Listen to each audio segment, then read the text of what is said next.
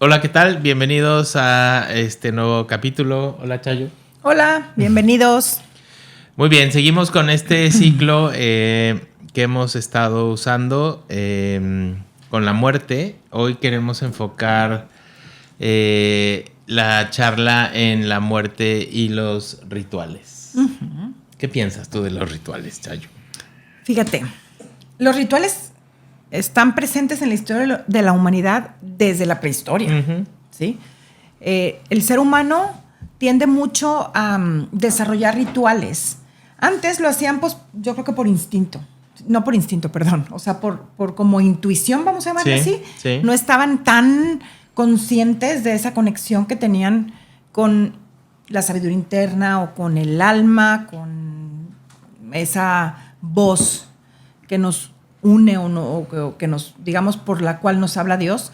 No lo sabían, no estaban conscientes, pero estaban bien conectados. Entonces, iban desarrollando rituales naturalmente, ¿sí? Que si el ritual a la luna, al sol, lo que tú quieras.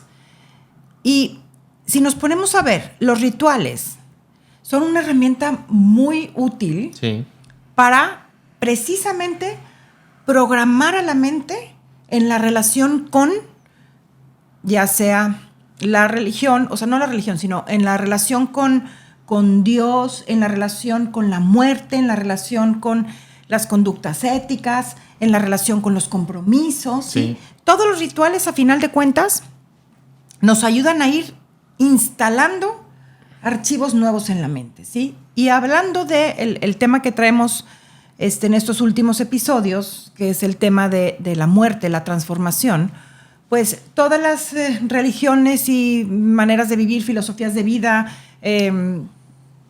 civilizaciones antiguas y demás, desarrollaron un ritual respecto a la muerte, ¿sí? Uh-huh. Y los rituales respecto a la muerte son bien diferentes.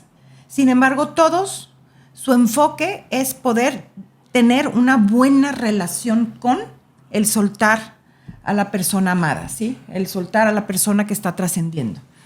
Inclusive, por ejemplo, en las guerras, en la guerra mundial, etcétera, aún cuando no sabían ni quién era, están las famosas tumbas del soldado desconocido, están las tumbas que ni nombre tienen porque eran muertes muy masivas, en donde nada más por respeto a ese ser humano los enterraban y tienen sus propios digamos, cementerios sin nombre.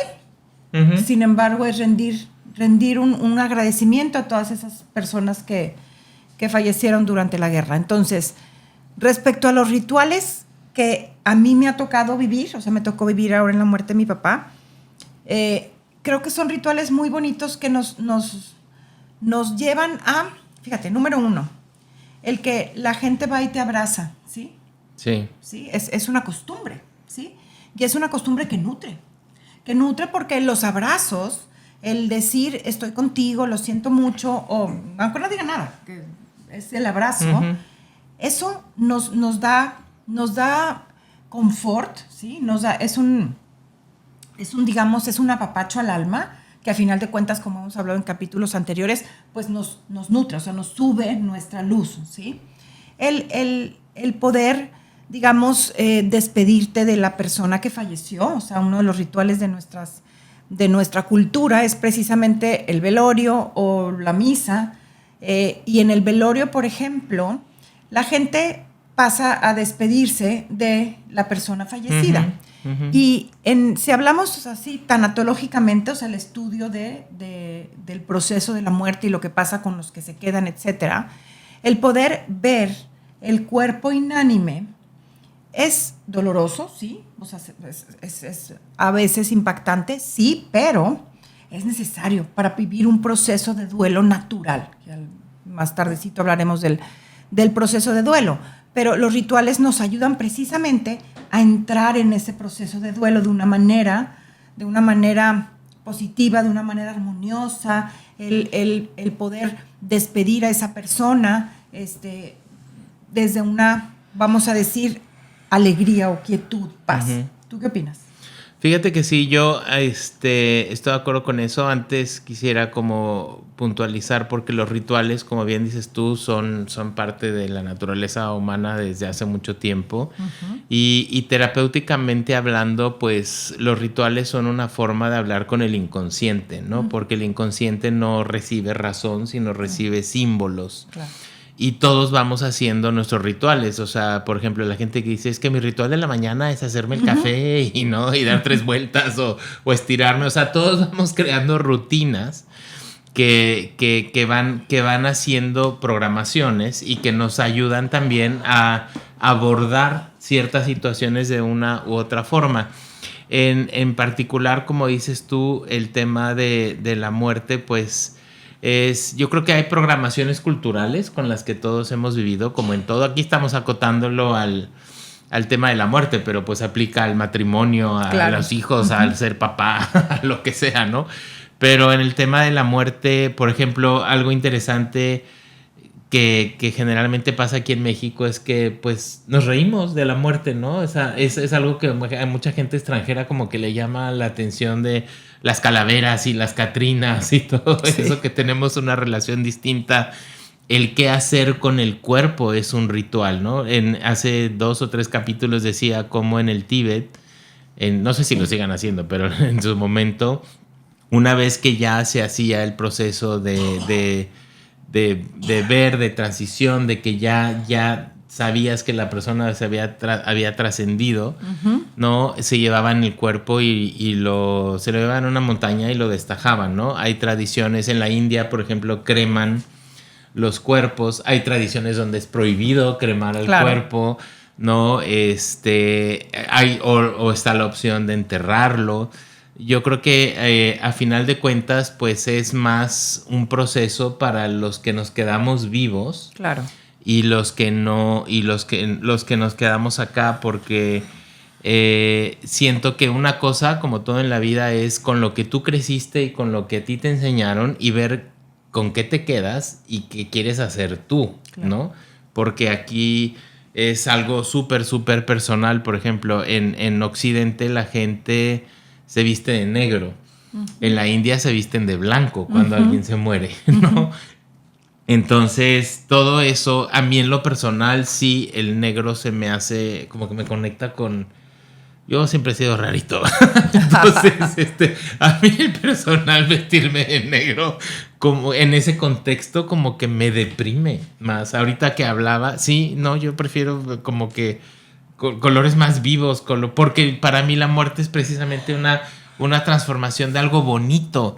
Esto que decías también de que la gente llega y te da abrazos, por lo uno cuando es medio grinch y se engenta, ¿no? Pero me daba cuenta cuando llegaba la gente y me abrazaba, que a mí me daban ganas de llorar, pero no era tanto, obviamente pues había muerto la persona, pero era porque le sentía el amor de la persona que me estaba como tocando a mí y eso me hacía llorar. Uh-huh. Y eso es ya está, mira, es súper bonito el sentir ese abrazo cálido, ¿no? Entonces sí, ahorita a medida que vayamos avanzando, creo que es importante el que cada quien le vaya dando paz para ir digiriendo todos estos eventos. Eso que dices es súper importante porque tendemos a creer que todos piensan como nosotros. Eso. Y tendemos a veces a decir, híjole, qué mal que hagan esto, cómo es posible que hagan lo otro. Por ejemplo, desde lo más burdo, o sea, lo que se hace con el cuerpo, cuando tú hace 2 capítulos o 3, ya no me acuerdo, comentaste lo que hacían los tibetanos, súper respetable, y estoy uh-huh. segura que para ellos es algo súper maravilloso, el decir, uh-huh. me imagino que ha de ser así como mi último acto material es alimentar a otros seres materiales y está muy hermoso. A mí cuando te lo oí, yo dije, ay, güey, o sea, imaginar el cuerpo de mi papá estajado no me encantó, ¿sí? Y porque son mis programaciones mentales, ¿sí? Y por ejemplo, ahorita que hablabas de los colores, a mí los colores no me representan nada, o sea, que si el negro a mí me representa elegancia, no se cuenta nada más. Es como ir elegante a despedir a mi papá, ¿sí? Y durante el día, la verdad es que el no me da lo mismo, pues, el color. Más sin embargo, hay gente que el estar un tiempo de negro les da paz. Sí. Entonces, es súper válido. Sí, claro. Es realmente cada quien tenemos que encontrar lo que a ti te está nutriendo para poder procesar el duelo. Porque fíjate, el duelo es bien interesante. El duelo es algo natural también, o sea, natural, instintivo, ¿sí? Uh-huh. Como animales mamíferos, tenemos el instinto de arraigo, que el instinto de arraigo es el instinto que hace que los animales estén siempre en el mismo lugar, que no se quieran mover. O sea, ¿cómo es posible que las jirafas no se anden cruzando? Pues ya están ahí, pues ya crúzate a Asia a ver a conocer otras cosas. O que las que emigren siempre al mismo lugar. Yo de chiquita me preguntaba, ¿por qué las ballenas qué burras? Porque siempre van de Alaska a Baja California, Alaska. O sea, tienen todo el océano. Exacto, que se vayan a conocer todo el mundo por abajo del agua. Y no, las mariposas monarcas, todos los animales que migran tienen una misma ruta. Y esto tiene su maravilla. Es el equilibrio del ecosistema, ¿sí? Sí. Por eso los animales están en su mismo lugar, las plantas tienen su hábitat, etc. ¿Qué pasa, por ejemplo, cuando vienen corrientes marinas fuertes porque hay un terremoto en el fondo del océano, no que se siente en la tierra? Pues causa que las corrientes cambien y como Nemo, en la caricatura, arrastra esas corrientes a las ballenas, los saca de su ruta de migración y sienten una impotencia espantosa, sienten una sensación muy negativa que lo que hace es que se sientan cómodas hasta que regresan a su ruta, ¿sí? Ese es el instinto de arraigo. Sí. Nosotros también lo tenemos. Uh-huh. Por eso, todos los cambios nos cuestan mucho trabajo, ¿sí? O sea, todos los cambios nos hacen sentir incómodos por ese instinto de arraigo. Aunque sea positivo el cambio, claro. Nos causa incomodidad. ¿Qué pasa? Que también, por este equilibrio del ecosistema, tenemos el instinto de adaptación, que es lo que hace que un animal, por ejemplo, que vive en su hábitat y lo pescan, se lo llevan a un zoológico o a un safari en donde cambia todo su entorno, al principio se deprimen, ¿sí? ¿Por qué? Porque es el estado de shock de ¿qué pasó? Pero conforme pasa el tiempo, su cerebro se va acostumbrando al nuevo entorno y llega el instinto de adaptación, que es lo que hace que se adapte, y ya son muy felices en su nuevo entorno. Esto es precisamente, o sea, del de arraigo al de adaptación, hay un proceso de transición, ¿sí? Uh-huh. Este proceso de transición está ligado a que el cerebro del animal, o el nuestro, se va adaptando a las nuevas imágenes y se va acoplando, acostumbrando, ¿sí? Esto es lo que llamamos duelo, este proceso de transición, y aplica para cualquier cambio, no nada más para la muerte física. Pero hablando aquí de la muerte física, este proceso de duelo es igual. ¿Qué pasa? El cerebro se va acostumbrando poco a poco a que ya no veo físicamente a mi papá, que ya no lo escucho, y poco a poco vamos pasando por las diferentes etapas, que al principio está la etapa de shock, después la etapa de enojo, negociación, después la etapa de aceptación, etcétera. O sea, vamos pasando por estas etapas y estas etapas no las podemos brincar. De hecho, uh-huh. Qué interesante, la primera vez que escuché que un duelo bien vivido dura entre 12 y 14 meses y tiene su porqué, bien sencillo. Porque son todas las primeras veces. La primera vez que mi cerebro está expuesto a ¿qué? Mi papá no me va a hablar en mi cumpleaños y no lo voy a ver. Su primer cumpleaños. El primer cumpleaños de mi mamá. El primer cumpleaños de mis hijos. La primera Navidad. La primera vacación que ya la vivimos sin él, ¿sí? Esas primeras veces para el cerebro es porque el cerebro estaba acostumbrado que en mi cumpleaños siempre ring, mi papá. Ay, muchas felicidades, guara, guara. No va a pasar mi próximo cumpleaños. Entonces el cerebro se saca de onda, ¿sí? Todas las primeras veces nos vuelven a recordar que ya no está, ¿sí? Entonces, un duelo bien vivido dura más o menos ese tiempo, ¿sí? Uh-huh. Porque es donde el cerebro se va lentamente acoplando. Es demasiado importante vivir las etapas, no nos las podemos saltar, ¿sí? No nos podemos saltar el dolor, hay que vivirlo y hay que llorarlo, etcétera, para poder transitar por todas las etapas y poder llegar a la aceptación, que es cuando ya podemos recordar a la persona con demasiada alegría, cuando ya no nos causa el acordarnos de la situación del velorio, por ejemplo, o la situación de los abrazos, o acordar de mi papá y ya no me causa una sensación de tristeza. Es normalísimo. De hecho, uh-huh. Es necesario vivirlo. Y en mi opinión, creo que estos rituales creados por las diferentes culturas, religiones o filosofías de vida son rituales que nos van ayudando en este proceso de transición. Sí, de acuerdo. Yo creo que esto que dices de ver visualmente el cuerpo creo que es muy importante porque el cerebro que recibe la imagen hace las cosas. Por ejemplo, en una cosa muy mundana, pues si te pones a ver cuando alguien se casa, pues lo único que cambió es que hay un papel que tiene una firma, ¿verdad? Claro. Porque en realidad sigue todo igual. Sí. Pero eso activa que se abra el proceso de matrimonio y ahí se va el inconsciente, pero ahorita no es el tema, no son las parejas. Aquí igual, yo me acuerdo porque cuando mi papá murió, yo estaba ese día constelando y como que hubo una parte de mí que dijo, voy a hacer las constelaciones hoy, pues ya estaba muerto, dije, ya pues ya para qué voy, ¿no? Pues no. Y dije, le voy a hacer aquí mi ritual, ¿no? Le voy a dedicar las constelaciones del día de hoy como para honrarlo desde acá. Y me acuerdo que sí, tú y otro querido amigo Héctor me dijeron, no, te me subes al avión y te vas, ¿no? Y la verdad es que sí, se los agradezco mucho porque sí hace la imagen visual de ver el cuerpo ahí, ¿no? Hace que des un cierre, hace que des ok, ya no está, o ya está así, o ya no lo vas a ver. Que se realice. Y que acompañes y que todo, y sí, creo que estas fases, como todo en la vida, o sea, las fases y la duración de las fases, que como bien dices tú hay que vivirlas, y este periodo aproximadamente de 12 meses, también es muy personal, ¿no? Creo que así hay que pasarlas, pero no necesariamente necesitas llegar a los 12 meses, o hay gente que sigue 5 años después lo mismo, ¿no? Entonces, esa es la importancia de cómo abordarlo, por ejemplo, el qué hacer con el cuerpo. A mí, en lo personal, por ejemplo, las cenizas no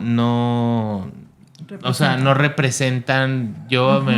Mis papás ya me los llevé en el corazón y ya me quedé con ellos. Pero, por ejemplo, a mis hermanas sí es importante tener las cenizas. Luego, de repente, no sé dónde oí que si tienes las cenizas de tus seres queridos en la casa, quítalas, porque es como si tuvieras un cementerio, ¿no? Y yo dije, caray, o sea, yo no creo eso. Puede ser una forma de honrar o de homenajear, ¿no? Entonces creo que sí es muy importante el respetar, que, y sobre todo que también la forma en la que cada quien lidia con este duelo es muy diferente, ¿no? Y eso también el poder dar oportunidad, porque tampoco me toca a mí coachear ni siquiera imponer a la otra persona de no seas dramática o no seas esto. No, es a ver, tú lo vives, tú tienes tus tiempos, tú tienes tus formas, y que cada quien vaya haciendo las cosas que le van tocando, ¿no? También aquí me quedé pensando en otra cosa que pasa, que es, por ejemplo, ahorita lo hablábamos antes del capítulo, en las voluntades que dejan las personas, ¿no? Que si lo vemos así crudamente, pues la persona que se fue ya ni se va a llegar a reclamarte ni a decirte, sino creo que es más como un tema personal de honrar, ¿no? Algo que era importante para la otra persona. Por ejemplo, pues mi papá quería ser enterrado, pero pues por las circunstancias logísticamente era todo un caos. Y lo terminamos cremando, ¿no? No creo que él esté ni enojado con nosotros, ni que nos va a llegar a jalar los pies, ¿no? Sino que son decisiones que a final de cuentas tienes tú que tomar, y la forma en la que lo vas digiriendo es algo que el que si tienes una tradición religiosa. Ahí la cuestión sería como que después la lucha interna de querer conformarte a lo que la sociedad dice, incluso como lo hemos comentado, y por cómo yo veo la muerte y por los regalos que tuve, incluso Luis hablaba de eso, o sea, como que a veces decía, debería de estar yo ahí azotándome y aventándome por un acantilado porque ya no están. Y hasta llegaba yo a dudar y decir, ¿será que lo estoy evadiendo? Y no, o sea, sí tengo momentos en los que sale la tristeza, porque es normal, ¿no? Sale de diferentes formas. Hay momentos en los que sí estoy a punto de agarrar el celular y decir, le voy a hablar. No, ya no. No, algo me pasó muy chistoso. Yo tenía el celular de mi mamá y entonces estaba viendo unas cosas y me mandé de su WhatsApp a mi WhatsApp unas cosas que necesitaba ver. Y cuando entra en mi teléfono, dice, ay, mira, me escribió mi mamá. Y yo como, güey, si lo acabas de mandar tú.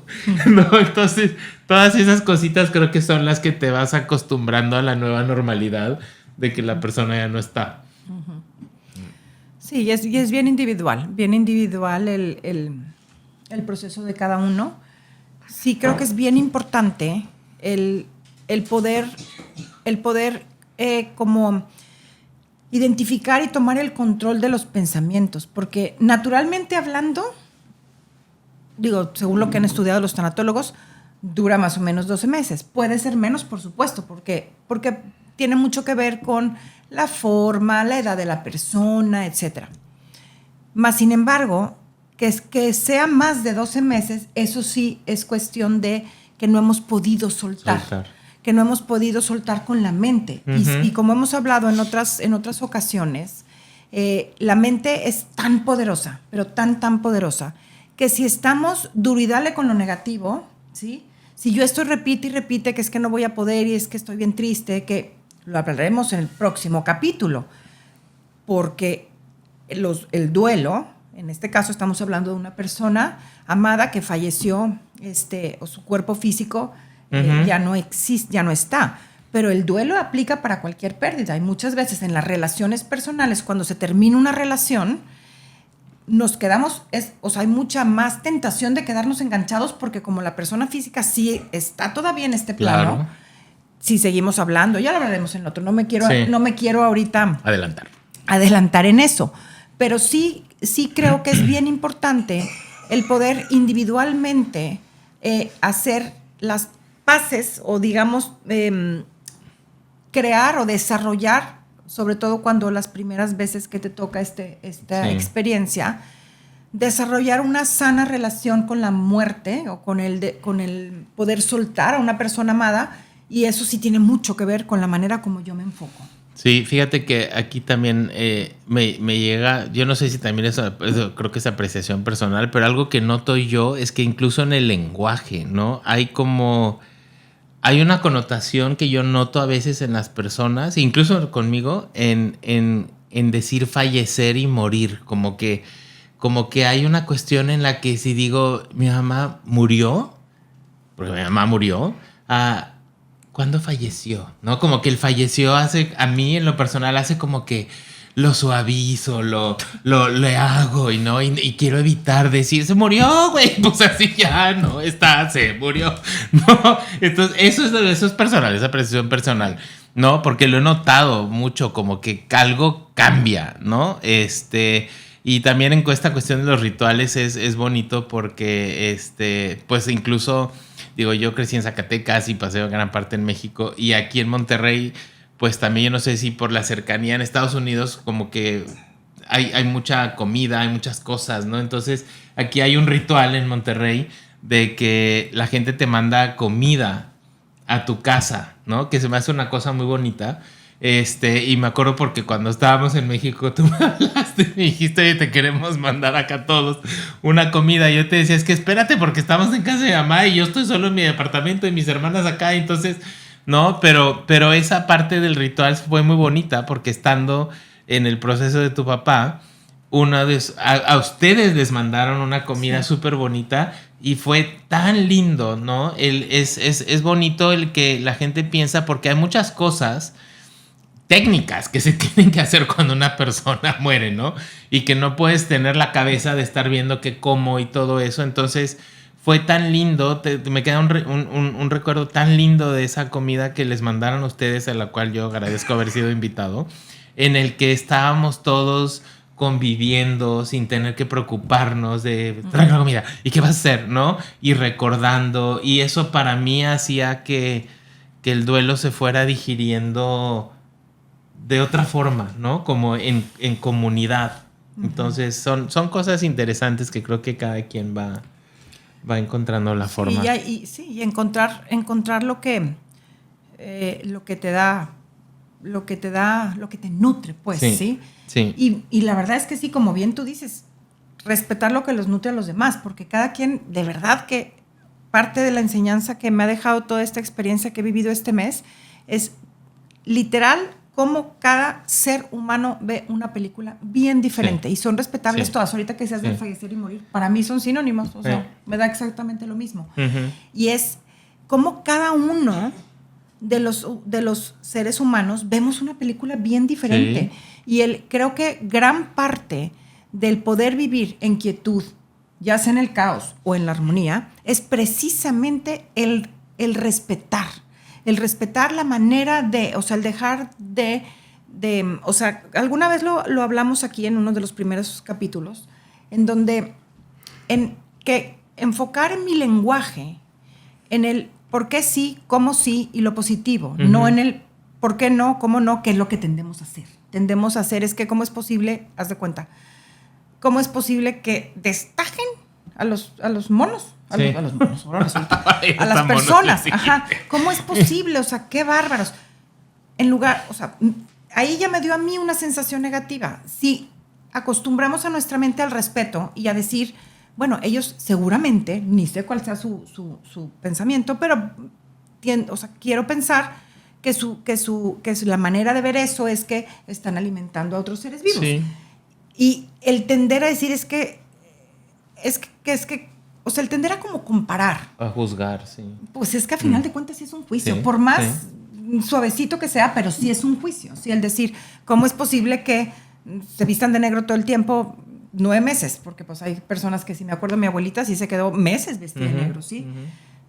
La connotación de cómo puede ser que se vistan de negro 9 meses, pues, y es mucho más armonioso para mí que en mi mente la connotación que yo le enfoque sea de respeto. Sí. ¿Va? Pues a ella le da paz el vestirse. ¿Sí? Y a los otros seguramente tienen una cosa muy positiva en sus rituales, porque también inclusive en este mes me ha tocado, decía una de mis hijas, mamá, parece que hay fiesta en el cielo de todos los abuelitos, porque me ha tocado que han fallecido los abuelitos de muchas de su grupo de amigas, y puedes tú ver cómo a unos les da más paz hacer una cosa dentro del mismo tipo de contexto cultural.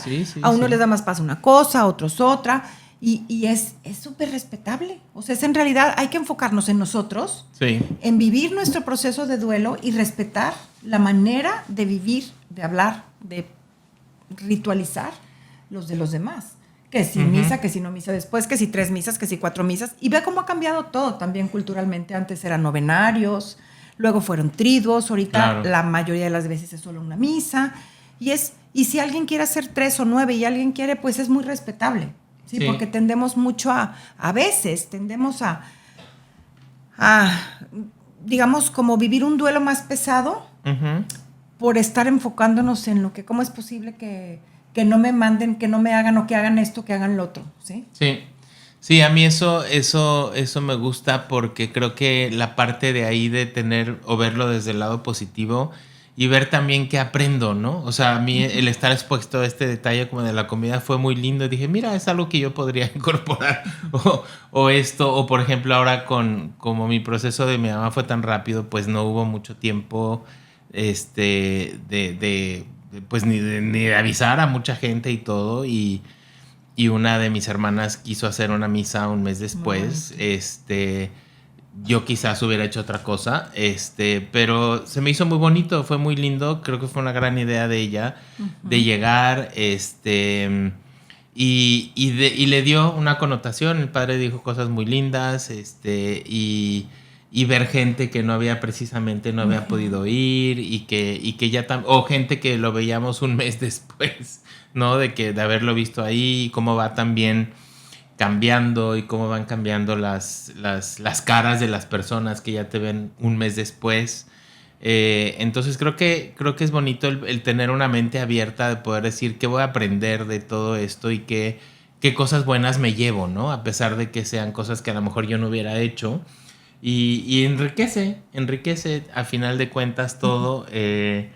Como decíamos hace rato, la música, ¿no? Lo que decías tú de tu mamá, de cómo hizo todo el proceso, que a lo mejor era muy distinto a lo que tu papá hubiera hecho. O igual nosotros, ¿no? Yo no sé si me hubiera elegido eso, pero creo que es bonito incluso el tener un ritual propio todos los días para ir digiriendo lo que va ocurriendo. Uh-huh. Exacto. Bueno, pues mira, nos quedamos con esto de los rituales que creo que sí. son